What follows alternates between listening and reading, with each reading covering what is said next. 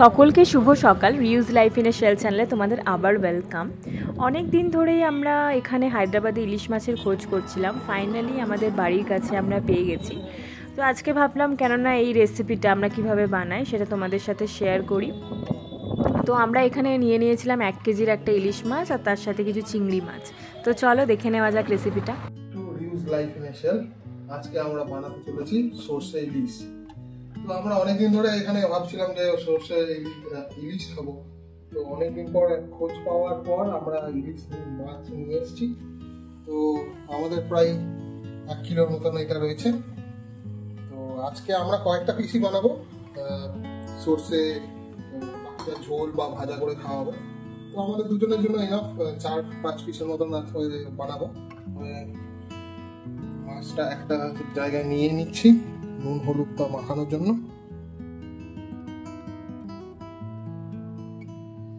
ঠিক আছে, আর তারপরে আমরা এখানে ইনগ্রেডিয়েন্টস হিসেবে নিয়ে নিচ্ছি কালো জিরে, অল্প ফোড়নের জন্য লাগবে ধনেপাতা, লঙ্কা, কাঁচা লঙ্কা, এক ছোট্ট একটা তেঁতুল, সর্ষে 3.5 চামচের মতন, আর টমেটো।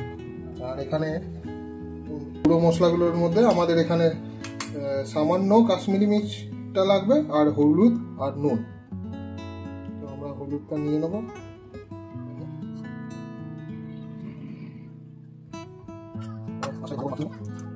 আমাদের নুন হলুদ মাখানো কমপ্লিট। আমরা এটাকে সরিয়ে নিয়ে এবার আমরা সর্ষেটা বেটে নেব। তার সাথে নিয়ে নিচ্ছি 2 কাঁচা লঙ্কা, আর আমরা সর্ষেটা পেস্ট করে নিয়েছি। তো এবার আমরা এখানে ইলিশের মধ্যে নিয়ে নেব। ফাইন গ্রেন থাকে আর স্মুথনেস থাকে এখানে ইলিশে। আমরা কিছুক্ষণ এটা 10-15 মিনিটের জন্য সাইডে রাখবো। ততক্ষণ টমেটোটা এটার উপর কিছুটা দিয়ে দেবো।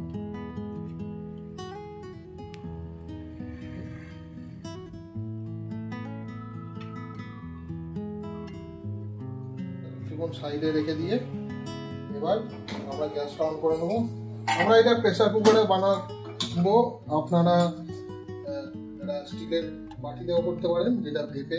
আমরা প্রেসার কুকারেই সেটা ভেপিয়ে নেবো। আমরা প্রথমেই সর্ষের তেল নিয়ে নেবো এটার মধ্যে। এটা এখনো জল আছে, জলটা শুকিয়ে গেলে সর্ষের তেল নিয়ে 1 চিমটে কালো জিরে দেবো। তারপরে আমরা মাছটা দিয়ে ভাপিয়ে নেবো। আর আমরা অলরেডি আগে মাছের তেলটা বানিয়ে রেখেছিলাম। এটা বাঙালিদের ইমোশন। তো সেইটা দিয়ে স্টার্টিং করা হবে, দেন ভাপা। আমরা সরষের তেলটা নিয়ে নেবো। আমরা চাইলে এটাতেও সরষের তেল একটু দিতে পারি। তো এটা দিয়ে ঠিক আছে, দেন কালো জিরেটা 1 চিমটে নিয়ে নেবো। তারপর আমরা মাছটা এক এক করে দিয়ে দেবো।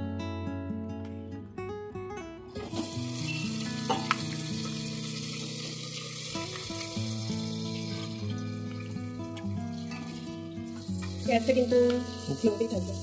হ্যাঁ, গ্যাসটা একদম লো ফ্লেমে দিতে। আমরা এটা দিয়ে দেওয়ার পর কিছুটা ধনেপাতা ছড়িয়ে দেবো,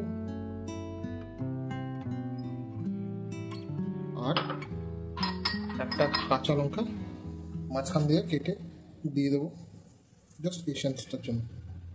আপনারা চাইলে সেটা আরও বেশি দিতে পারেন আপনাদের টেস্ট বাডসের উপর। আর লাস্টে একটা ছোট কোয়ার মতো তেঁতুল আর একটু দিয়ে দিলাম কাশ্মীরি মির্চ সামান্য, আর সামান্য নুন।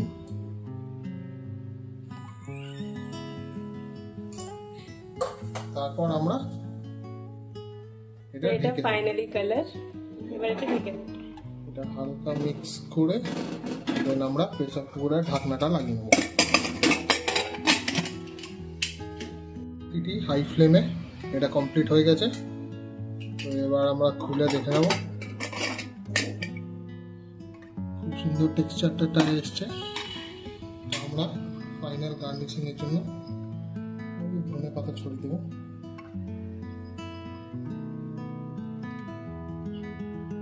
এই ভিডিওটা ভালো লাগলে আমাদের চ্যানেলটাকে সাবস্ক্রাইব করে দিও, ভিডিওটাকে লাইক করে দিও আর বন্ধুদের সাথে শেয়ার করে দিও। Thank you.